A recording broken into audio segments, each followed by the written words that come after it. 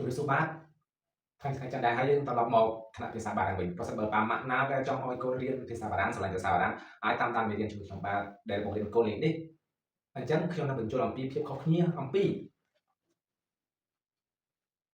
de la de ប៉ុន្តែមួយនេះ de le យើងខ្វែងចោលវាស្មើនឹង du បូកនឹង non អញ្ចឹងហើយយើងយកវាមកប្រើជាមួយនឹងពាក្យ manger ការញ៉ាំអញ្ចឹងហេតុអីយើងប្រើ du អូសំហេតុអ្វី de la carotte ហេតុអ្វីគេប្រើ des fruits ឧទាហរណ៍ថា je mange du poisson tu manges de la carotte on mange des fruits ហេតុអ្វីបានជាប្រើខុសគ្នាប៉ុន្តែអត្ថន័យយើងញ៉ាំដូចគ្នាដែរអញ្ចឹងកុំពេញណាកូននៅតាមផ្ទះពេលល្ងាចនឹងខ្ញុំនឹងបញ្យល់លម្អិតអំពីមេរៀនហ្នឹងបាទសូមអរគុណហើយមេរៀនកត់នៅtrongវីដេអូជម្រាបលាបាទ